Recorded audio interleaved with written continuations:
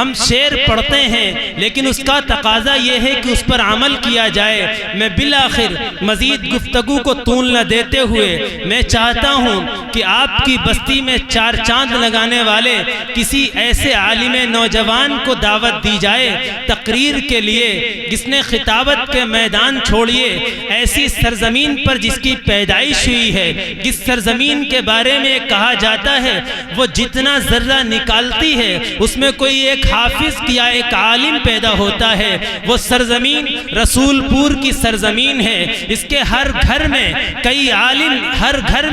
کئی عالم اور کئی حفاظ نکلتے ہیں۔ یقیناً اسی سرزمین سے نکل کر بریلی اور تمام جگہوں کا مراد آباد اور امروہہ کا سفر کرتے ہوئے اس نے ایک سفر کا اختتام کیا سرزمین متولی میں آ کر، اور اس کو آپ نے اور ہم سب نے اپنی نگاہوں پر بٹھالا، اپنے دلوں پر راج کرنے کا موقع دیا۔ آج وہ عالم نوجوان ہمارے درمیان تشریف فرما ہے، ہم سب کا چہیتا، ہمارا سب کا جگر گوشہ عالم نوجوان حضرت مولانا محمد شعیب صاحب قاسمی رسول پوری، امام و خطیب جامع مسجد و صدر المدرسین مدرسہ عربیہ مصباح العلوم قصبہ متولی۔ میں کہوں گا کہ خطابت کی دنیا پہ ہے حکمرانی، خطابت کی دنیا پہ ہے حکمرانی، دلوں کو جگاتی ہے سحر البیانی، فدا ان کی تقریر پر ہے یقیناً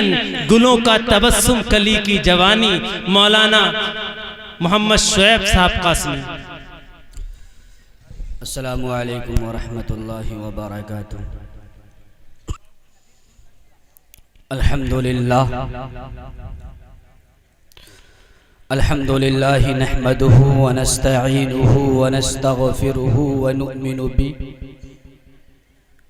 ونتوکل علیہ ونعوذ باللہ من شرور انفسنا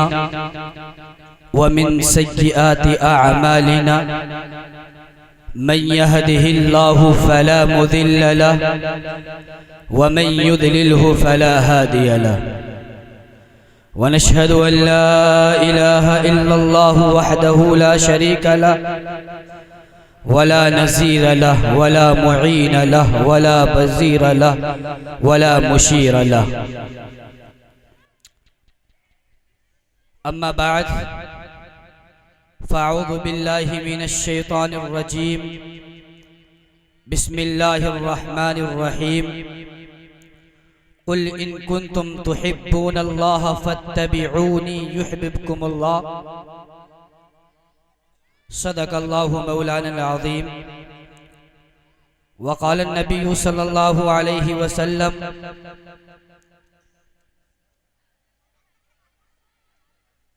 انما الاعمال بالنیات، او كما قال عليه الصلاة والسلام.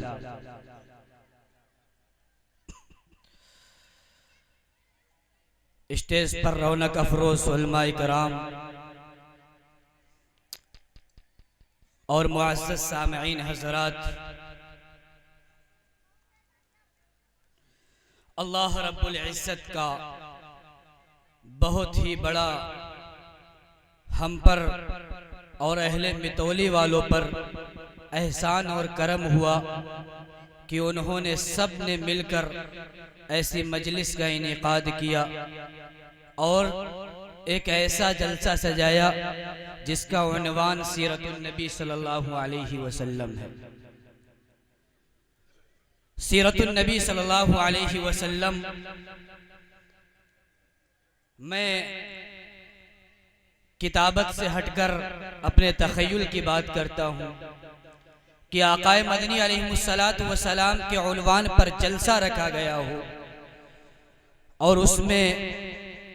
ہم یہ چاہیں کہ بازار میں کھڑے ہو کر آقا کی سیرت کو سنا جائے،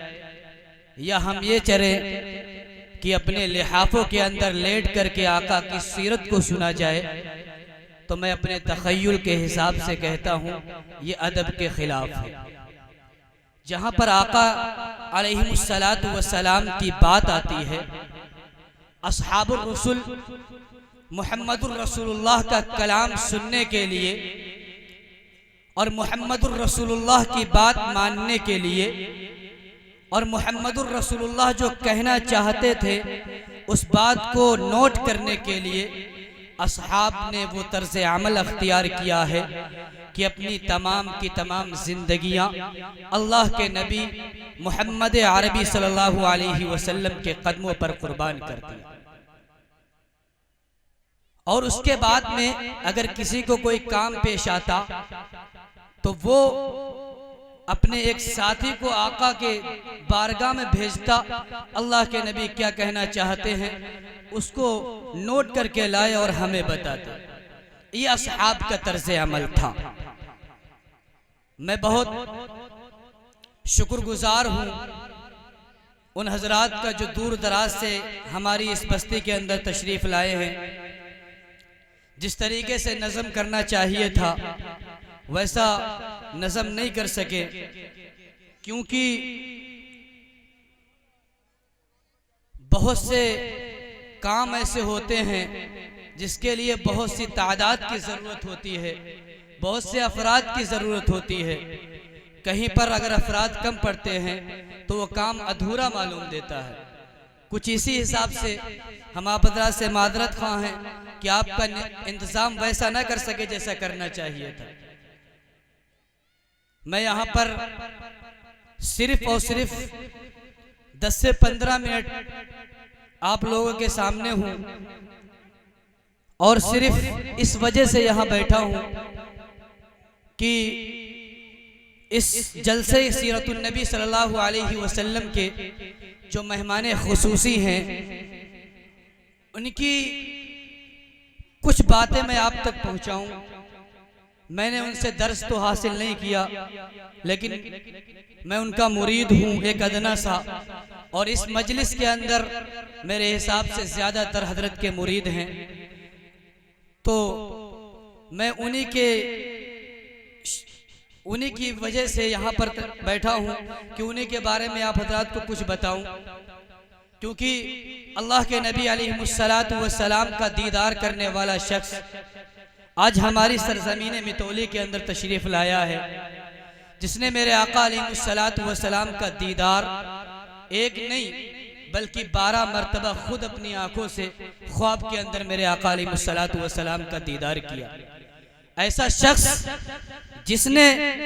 ہندوستان کی سرزمین میں رہتے ہوئے مراد آباد کے مدرسے میں درس دیتے ہوئے جب رات کی تاریکی میں سونے کے لیے لیٹتا ہے، میرے آقا علیہ السلام اس کے دیدار اس کے خواب کے اندر آتے ہیں اور عبد الرحمن صاحب کو ایک پیغام دیتے ہیں اور کہتے ہیں عبد الرحمن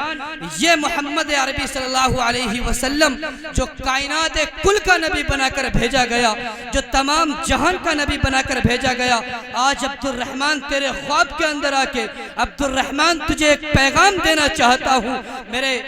میرے حضرت جناب مفتی عبد الرحمن صاحب دامت برکاتہم العالیہ ان کے پاس میں اللہ کے نبی خواب کے اندر آئے اور فرمانے لگے عبد الرحمن میں تمہیں پیغام یہ دینا چاہتا ہوں کہ امت کے اندر جو ایک طبقہ اور ایک جماعت مسلمانوں کی ہے اس کے اندر بھی جو عورتیں ہیں ان کا بہت برا حال ہے۔ عبد الرحمن اٹھو اور جاؤ اس امت کی عورتوں کے پاس ہدایت کا پیغام لے کر۔ عبد الرحمن جاؤ اور اس امت کو سمجھاؤ، ان کی عورتوں کو سمجھاؤ کہ آج وہ دنیا کی بری خواہشوں کے چکر میں پڑ چکی ہیں۔ جو ان عورتوں کو سمجھاؤ کہ جو آج غیر لوگوں کے طریقے پر چل پڑی ہیں، ان عورتوں کو سمجھاؤ جو آج میرے آقا کی سیرت کو چھوڑ چکی ہیں، ان عورتوں کو سمجھاؤ جو میرے آقا کے نقش قدم سے ہٹ چکی ہیں، ان عورتوں کو سمجھاؤ جو اماں عائشہ کے طریقے کو پیچھے ڈال چکی ہیں، ان عورتوں کو سمجھاؤ۔ عبد الرحمن جاؤ اور ان عورتوں کو سمجھاؤ جنہوں نے اصحاب کے طریقے کو چھوڑ کر غیروں کے طریقے کو اپنا لیا۔ کوئی کسی طریقے میں پھنسا ہوا ہے، کوئی امریکہ کے عجیب طریقے سے ماڈرن طریقے سے لوگ چلے آئے، ان طریقوں سے پھنس گیا۔ کسی کے لباس کو دیکھو، کسی کی حالت کو دیکھو، اگر اس بات کو کہا جائے تو بیجا نہ جائے گا کہ آج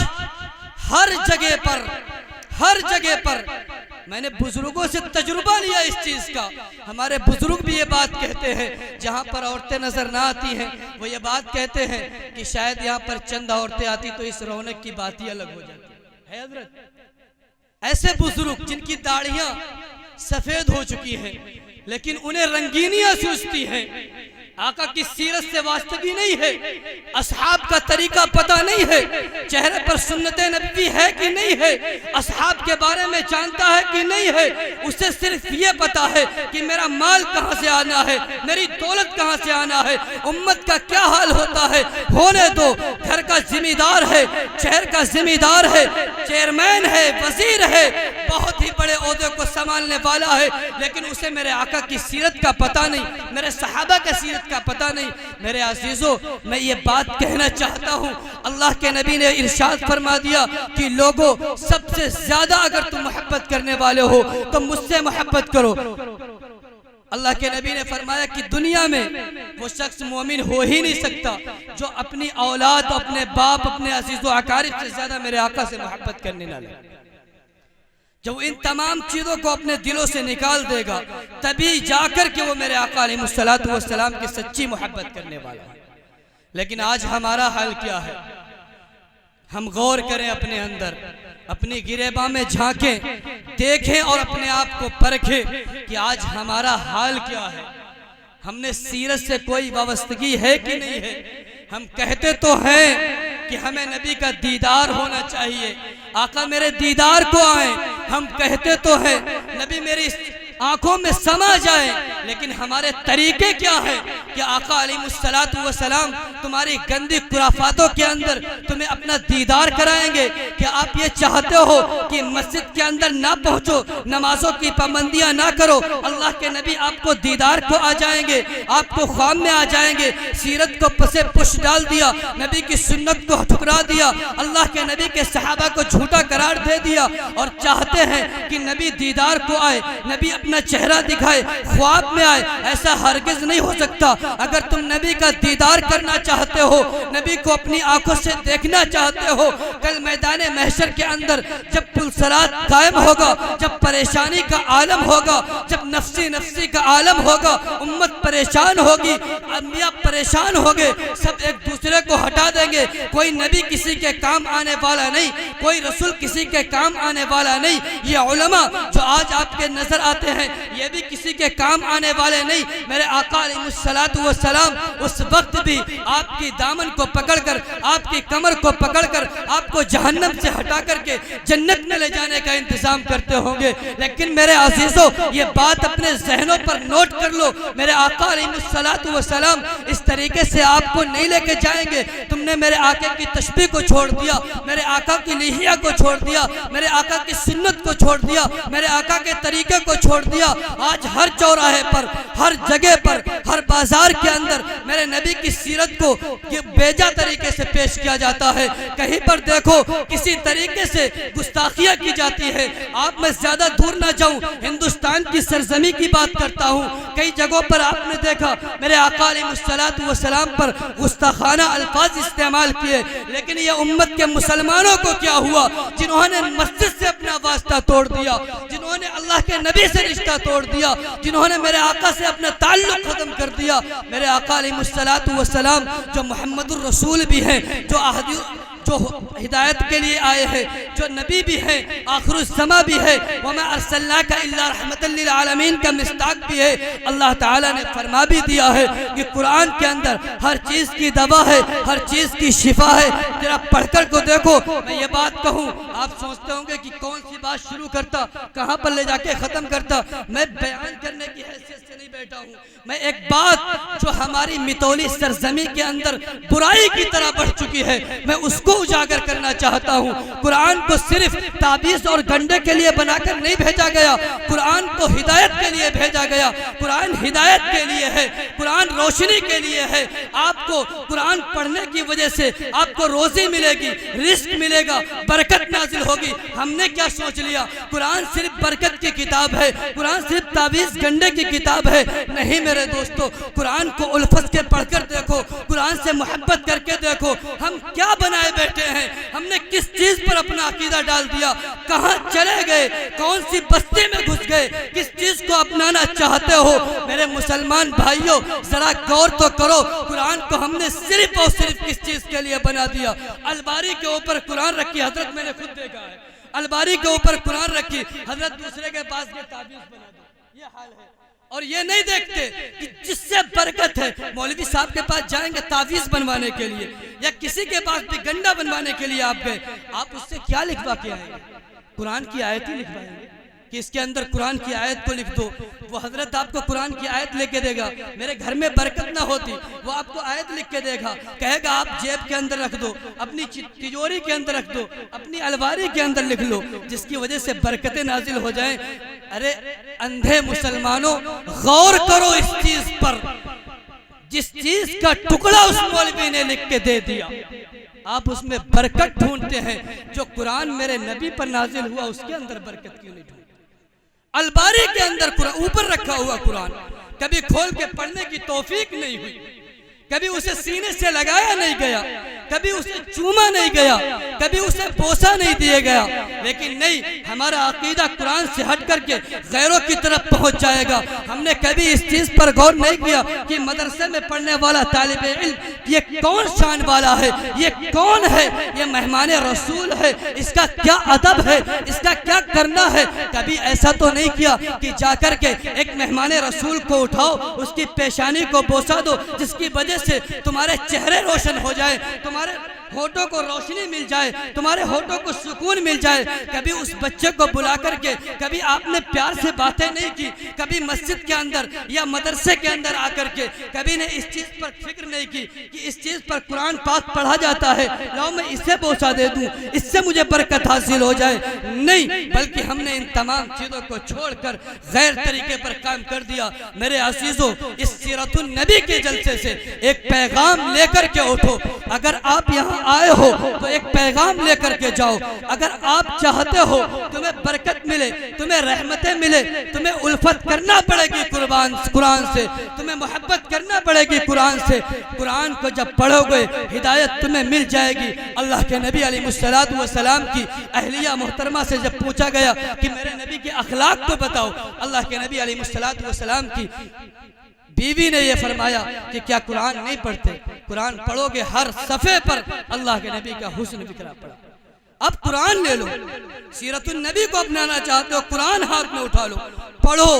سمجھو، عمل کرو۔ جب قرآن اٹھاؤ گے نماز وہی ملے گی، قرآن اٹھاؤ گے زکوٰۃ وہی ملے گی، قرآن اٹھاؤ گے حج وہی ملے گا، قرآن اٹھاؤ گے دنیا سے خرافاتوں سے دور رکھنا وہی ملے گا، قرآن اٹھاؤ گے سیرت النبی سے محبت کرنا وہاں ملے گا، قرآن اٹھاؤ گے اللہ کے نبی سے عشق کرنا وہاں ملے گا، قرآن اٹھاؤ گے صحابہ سے الفت رضی اللہ عنہم ورضوا عنہ کی شکل میں آپ کو مل جائے گا، قرآن اٹھاؤ گے آپ کو پتہ لگ جائے گا کہ اس دنیا میں رہنے والے جو برحق علماء ہیں، جو حق گوئی کرنے والے ہیں، جو حق بات کہنے والے ہیں، وہ یہ قرآن آپ کو راستہ دکھائے گا۔ جو لوگ اس کشمکش میں رہتے ہیں کہ ہم کس کی اتباع کریں، کس کے نقش قدم پر چلے، فلاں مولوی ایسا تھا، فلاں ایسا کام کر گیا، فلاں یہ کر کے چلا گیا، میرے عزیزوں ایک بات یاد رکھو، ایک بات اپنے ذہنوں میں رکھ لو، آپ اللہ تعالیٰ سے ایک دعا کرتے رہنا، اللہ تعالیٰ آپ کی اس دعا قبول کرنے کے بعد آپ کو اہدنا الصراط المستقیم عطا فرمائے۔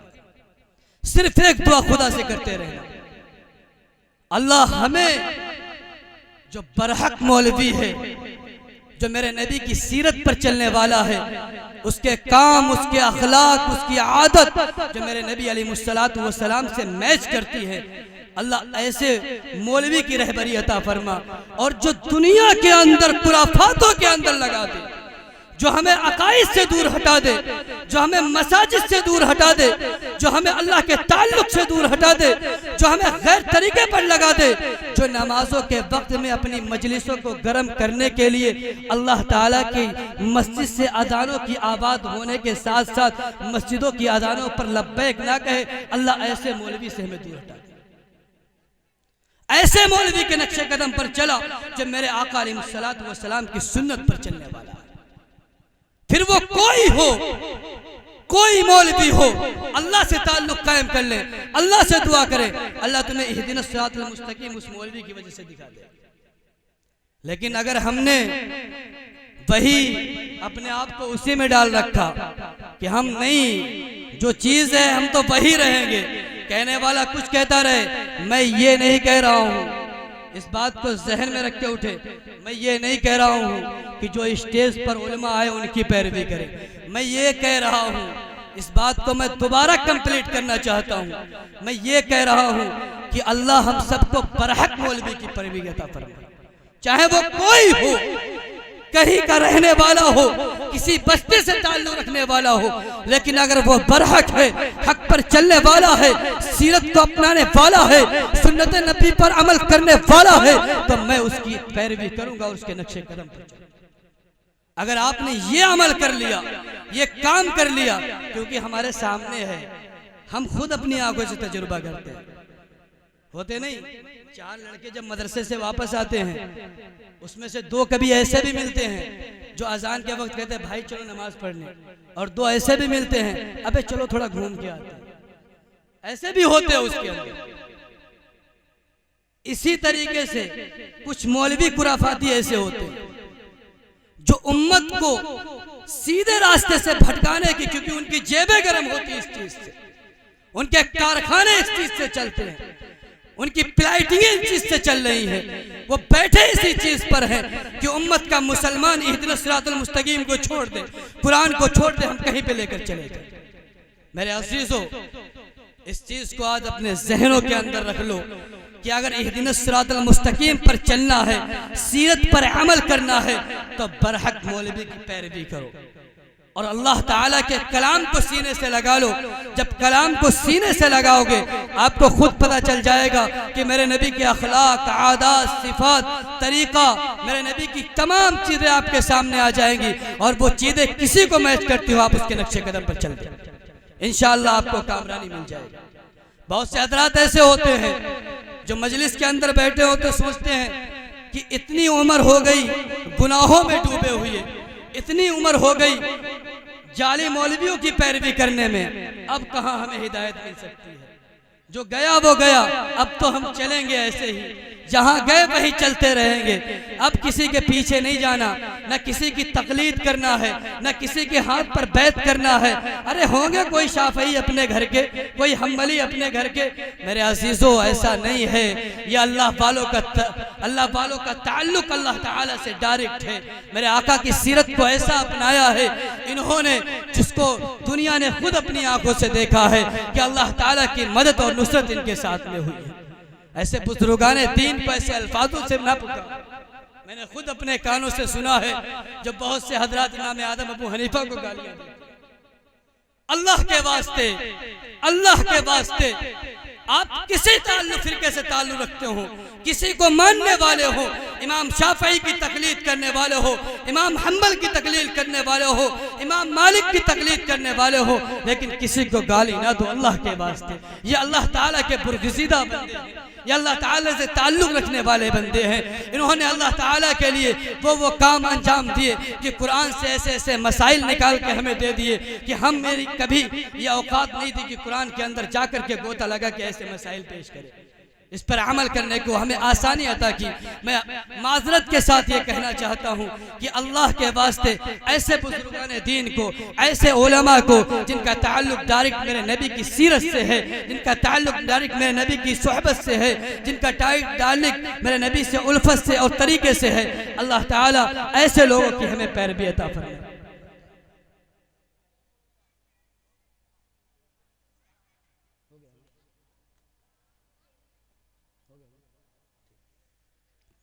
میرے عزیزو ابھی وقت ہے, میں نے ابھی بتایا نہیں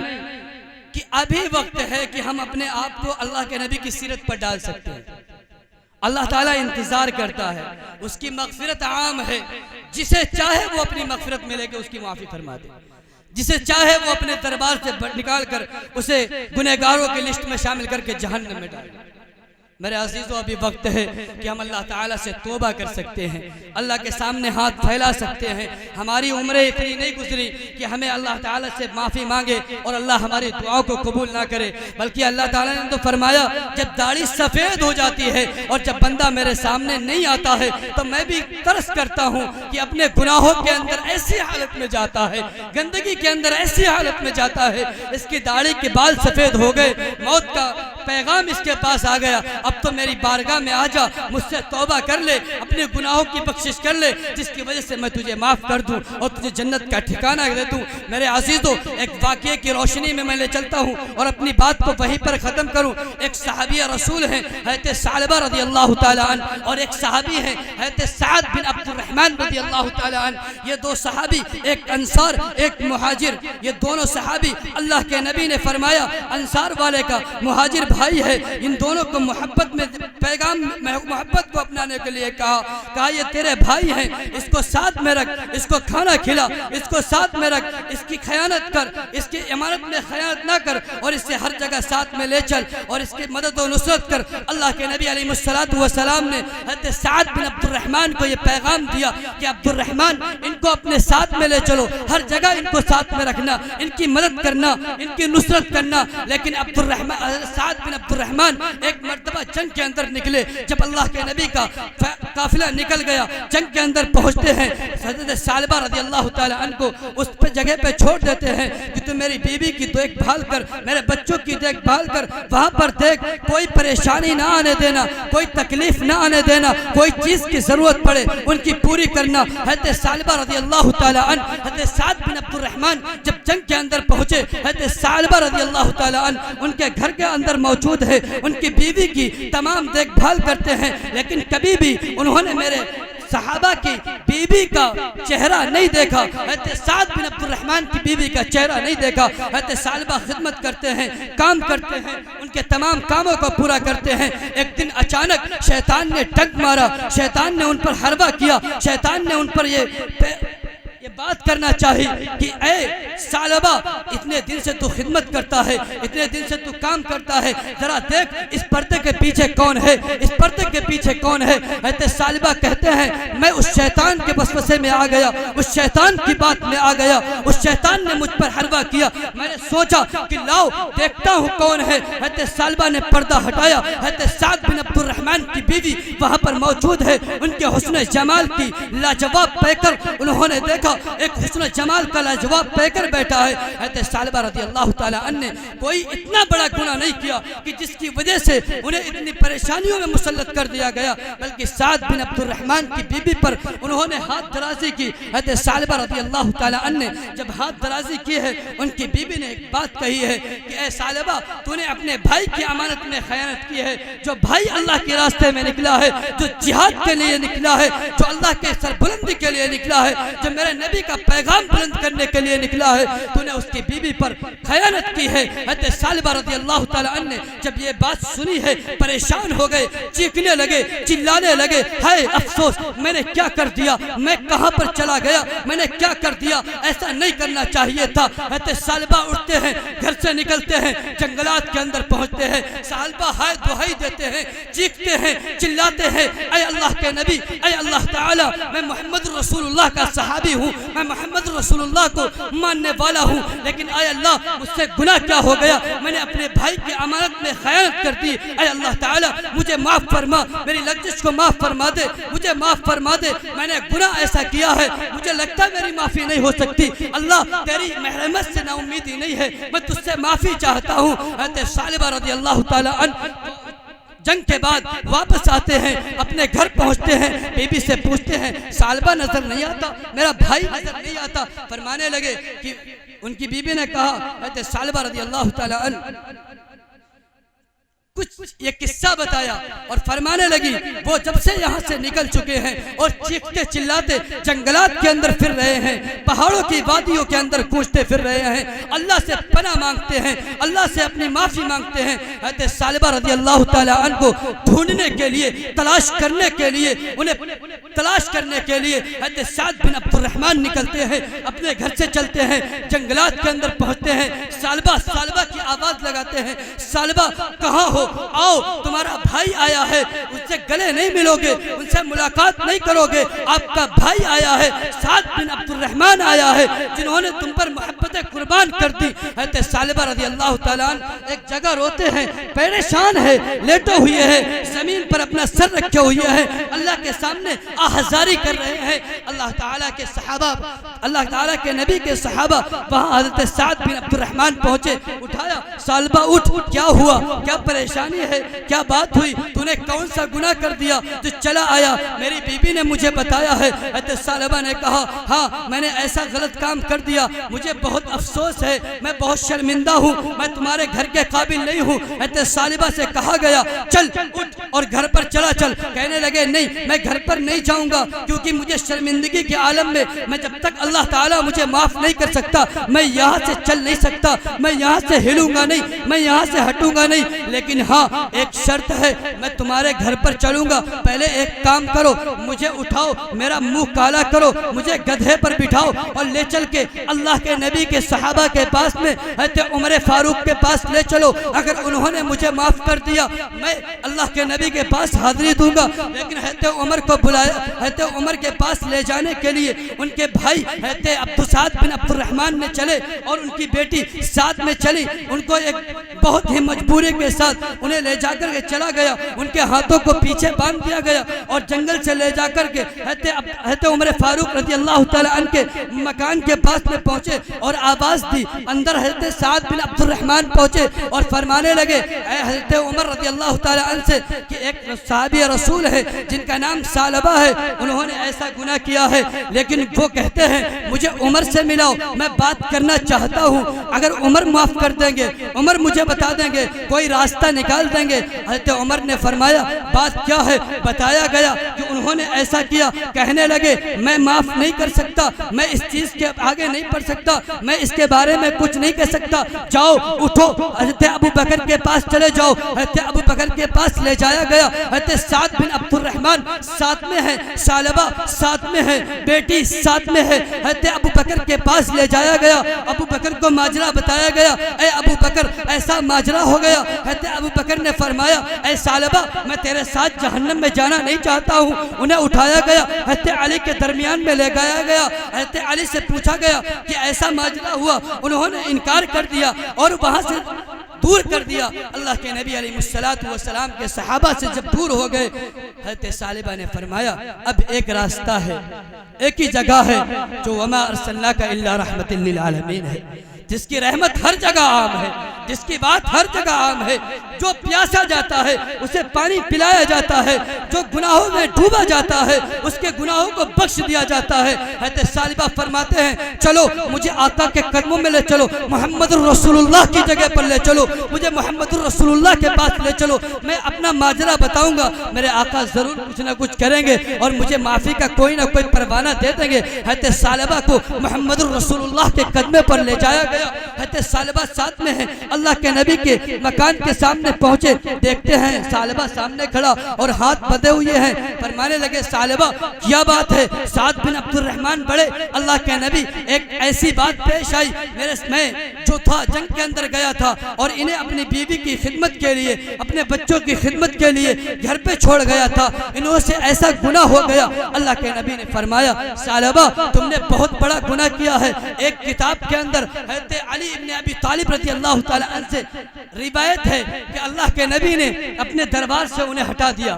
दूसरी रिवायत के अंदर जो है अली इब्न अबी तालिब ही से है, उन्होंने फरमाया कि अल्लाह के नबी ने अपने चेहरों को फेर लिया। हज़रत सालिबा रज़ी अल्लाह ताला अन्हु, इन दोनों में से कोई बात हो सकती है, या तो मेरे नबी ने चेहरा फेरा हो या मेरे नबी ने मना किया हो, कोई बात हो सकती है। हज़रत अली इब्न अबी तालिब रज़ी अल्लाह ताला अन्हु फरमाते हैं कि जब अल्लाह के नबी के पास गए, अपने चेहरों को फेर लिया, हज़रत सालिबा चीखते चिल्लाते निकल गए। अब क्या है, मेरे आका ने चेहरा फेंक लिया, अबू बकर ने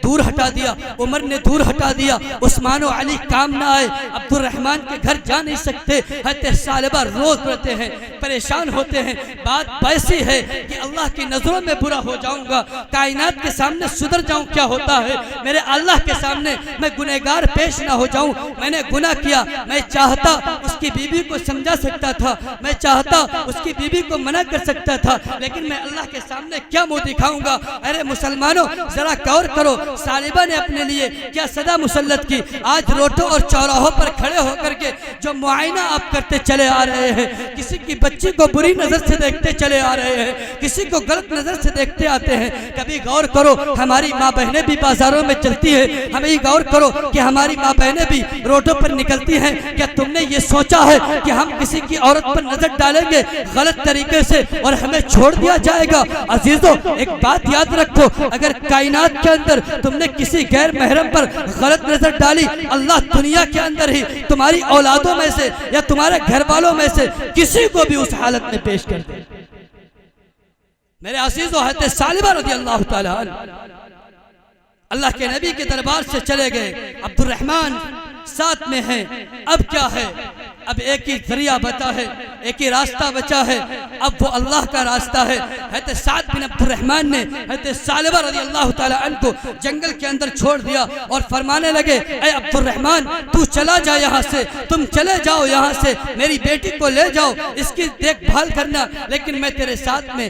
شہر کے اندر نہیں آ سکتا، میں تیرے ساتھ چل نہیں سکتا۔ حضرت ثعلبہ کا جنگلوں کے اندر چھوڑا گیا۔ حضرت ثعلبہ نے وہ حال بنا دیا، چیختے ہیں، چلاتے ہیں، روتے ہیں، پریشان ہوتے ہیں، ہر جگہ دوڑے پھرتے، کبھی اس پہاڑ پر، کبھی اس پہاڑ پر، کبھی جنگلوں کے اندر، کبھی پیڑ سے چپٹتے ہیں، کبھی زمین پر لیٹتے ہیں۔ اللہ مجھے معاف فرما دے، اللہ مجھے معاف فرما دے، میں نے ایسا گناہ کیا ہے، اللہ میں کہاں جاؤں؟ تیرے دربار کے علاوہ کوئی دربار نہیں بچا۔ محمد رسول اللہ کے دربار پہ گیا، انہوں نے چہرہ پھیر لیا۔ ابو بکر کے دربار پہ گیا، انہوں نے چہرہ پھیر لیا۔ اللہ اب تیرا دربار ہے، جو تو نے گناہوں کو ایسا معاف کیا ہے، جو 100 قتل کرے تو اسے معاف کر دے، جو جہنم کے اندر جانے والا ہو اسے نکال کر جنت میں بھیج دے، جو گناہوں میں ڈوبا ہے تو اہدنا الصراط المستقیم پر ڈال سکتا ہے۔ اللہ تیرے علاوہ اب کسی کا در نہیں ہے، تو ہی ہے سب کچھ، تو نے معاف کر دیا۔ کائنات کے اندر کسی کی پرواہ نہیں، کوئی معاف کرے یا نہ کرے۔ حضرت ثعلبہ نے دل کی گہرائیوں سے یہ دعا مانگی، اللہ تعالیٰ نے عرش پر حضرت جبرائیل علیہ السلام کو بھیجا، عرش سے جبرائیل کو بھیجا، جاؤ میرے مصطفیٰ کو ایک پیغام دے دو، جاؤ کملی والوں کو ایک خوشخبری دے دو، جاؤ محمد الرسول اللہ کے صحابہ کے بارے میں محمد الرسول اللہ کو بتا دو کہ آپ کے صحابہ نے گناہ کیا، انہوں نے ایسی توبہ کی، اللہ عرش پہ خوش ہے اور فرماتا ہے جاؤ جبرائیل حضرت ثعلبہ کو سلام پیش کرو، میرے آقا کے پاس جانا اور کہنا کہ ثعلبہ کو سلام پیش کرو۔ حضرت جبرائیل علیہ السلام اللہ کے نبی کے پاس آئے، حضرت ثعلبہ کا واقعہ بتایا اور سلام پیش کیا۔ میرے عزیزوں میں یہ کہنا چاہتا ہوں کہ اللہ تعالیٰ کوئی عمر نہیں دیکھتا، کوئی بات نہیں دیکھتا، جب دل چاہے سچے دل سے تم اللہ سے توبہ کرو، اللہ تمہارے گناہوں کو معاف فرما دے۔ اور آج کی اس مجلس ایسی بابرکت، ایسا بزرگ شخص جس نے میرے آقا علیہ السلام کا دیدار کیا ہو، وہ ہماری اس جلسے کی رونق بنے، مہمان خصوصی بنے، اور وہ اپنے ہاتھوں کو اللہ کے سامنے اٹھائے گا، اور جب نورانی رات ہوگی اور جب ان کے ہاتھ اللہ کے سامنے اٹھوں گے، کاش اس کی برکت سے ہمارے گناہوں کو اللہ معاف فرما دے۔